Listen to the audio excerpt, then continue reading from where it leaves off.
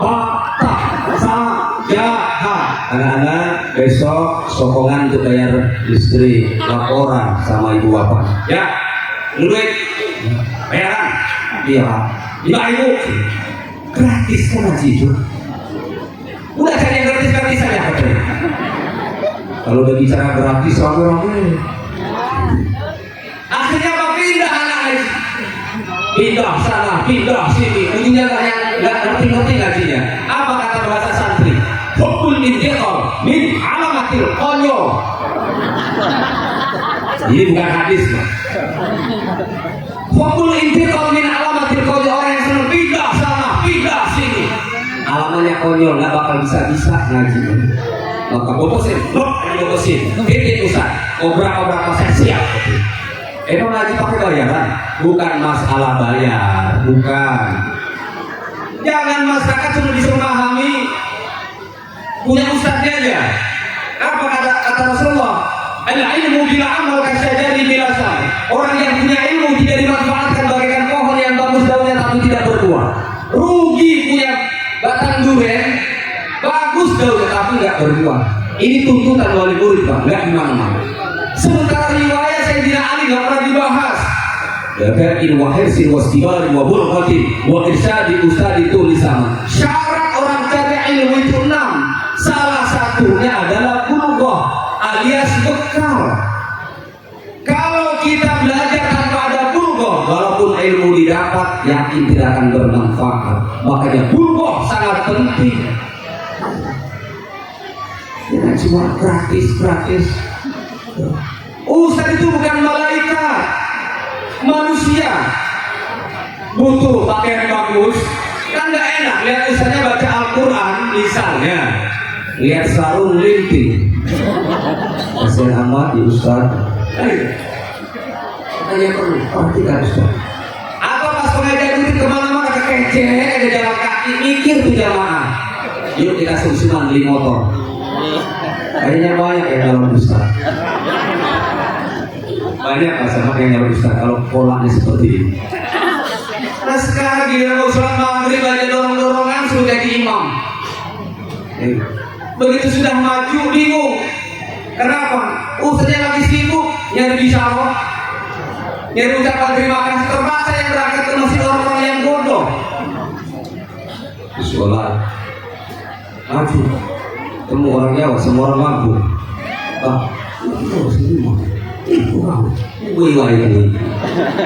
Begitu maju ke depan, oleh belakang, luruskan barisan.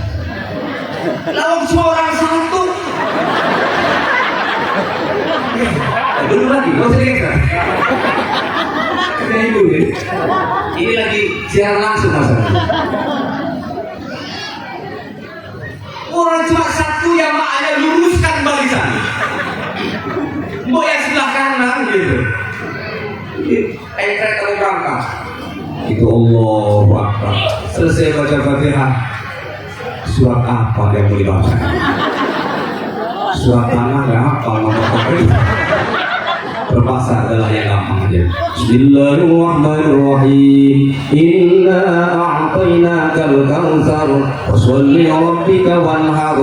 Inna a'tainakal kautsar. Ulang lagi. Inna a'tainakal kautsar fasholli rabbika wanhar. Inna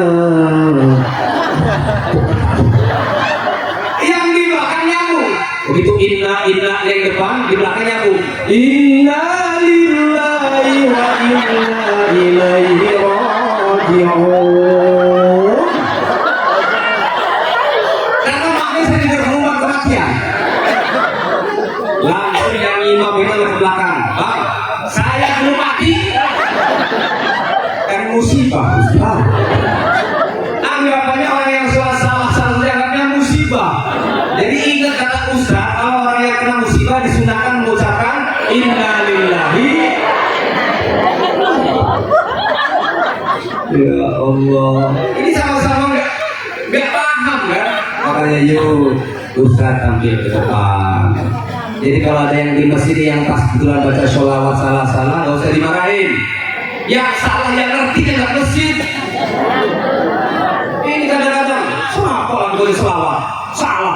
betul. Jangan nyalahkan orang yang lagi baca sholawat di masjid. Kalau salah-salah, yang salah, yang ngerti, yang gak datang ke masjid. Coba kalian takbir dulu ke masjid, pegang mikrofon. Gak mungkin si A ini pegang mikrofon, mikir juga deh. Ya enak, ada Pak Kiai, pegang mikrofon.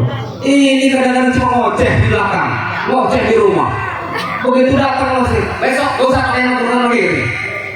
Salah itu. Nah, ustaznya gak punya etika juga ini. Dia maulid peringatan ustaznya gak punya akhlak juga. Pada tiap Jumat innallaha ya'muru bil adli wal ihsan, Allah perintahkan berbuat adil, berbuat baik. Di mana kebaikan ustaz? Jangan cuma nuntut masyarakat, ustaznya pemimpinnya yang harus digembleng juga. Oh betul. Jangan-jangan saya bisa pulang ya. Hadirin Bapak Ibu yang dimuliakan oleh Allah, titipkan. Ustaz bukan malaikat, butuh segalanya. Suara saya nggak bakal bisa pindah ke salon kalau nggak ada setrumnya. Betul nggak? Gini nggak usah dipindah. Ustaz yang dulu aja tiap hari di lingkungan tuh. Kalau saya belum sudah ada yang jamin.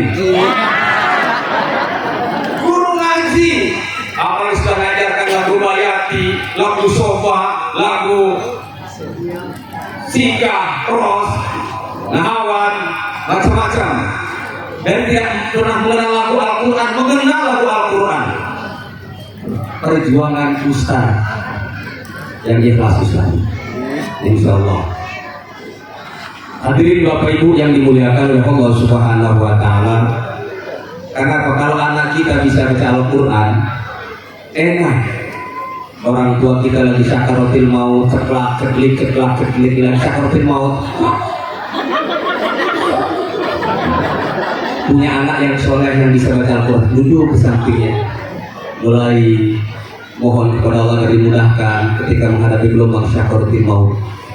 A'udzu billahi minasyaitonir rajim. Bismillahirrahmanirrahim. Yasin wal Qur'anil hakim innaka laminal mursalin ala siratin mustaqim. Tanzilal azizir rahim litunzira qauman ma unzira aba'uhum fahum ghafilun. Al-Quran kapan dan di mana saja dibaca terasa nikmat. Acara maulid diawali dengan baca Al-Quran, nikmat. Lagi sakaratil maut orang tua kita, guru kita, saudara kita duduk sampingnya baca Al-Quran, nikmat. Nggak ada yang marah-marah ya. Tapi kalau anak kita nggak ngaji, keluarga kita lagi sakaratil maut, nah tolong baca Al-Quran. Saya nggak bisa bu baca Al-Quran. Bisa ya Pak? Nyanyi. Ya sudah, nyanyi aja lah. Ya udah nyanyi aja. Emang boleh? Boleh daripada sepi. Ya udah kalau memang boleh. Duduk. Ya. Dengerin ya, saya mau nyanyi ya. Sepi. Karena lagi wala Yahya wala Ya'ud. Hidup enggak, mati enggak. Apa kata anaknya? Sungguh terpaksa aku menyanyi, mengharapkan Tuhan bermurah hati. Kira-kira pantas nggak? Pantas nggak? Pantas kalau saya nyanyi orang ini Pak. Itulah bedanya orang yang bisa baca. Maka tolong titipkan kepada guru ngaji. Mohon keikhlasannya Ustaz, didik anak saya. Perhatikan Ustaznya juga. Ini borong-borong perhatikan mau beli silet kayak nyukur kumis saja nggak bisa. Ya nyukur kumis saja nggak bisa. Sakit, perhatikan nasib para ustaz. Mudah-mudahan tujuannya agar anak kita bisa baca Al-Quran, memahami Al-Quran, mengamalkan Al-Quran. Jadi apa yang disampaikan oleh Bapak Kepala Desa tadi, insya Allah ada aturannya. Maka disebut Quran.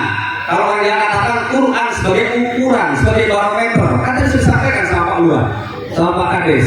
Nah kalau kita tidak paham tentang Al-Quran bagaimana, tidak terjerumus tentang anak-anak kita ke dalam perjudian dan sebagainya. karena nggak paham tentang Al-Quran. Maklum kita juga.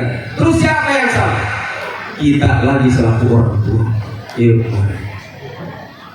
Kalau sudah tidak paham Al-Quran, tidak mengenal itu haram dan halalnya, termasuk suap menyuap pun tidak paham. Kenapa? Nggak memahami Al-Quran, tidak memahami Al-Hadis.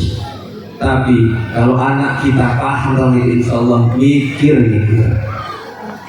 Makanya sering-sering diajak dengar pengajian.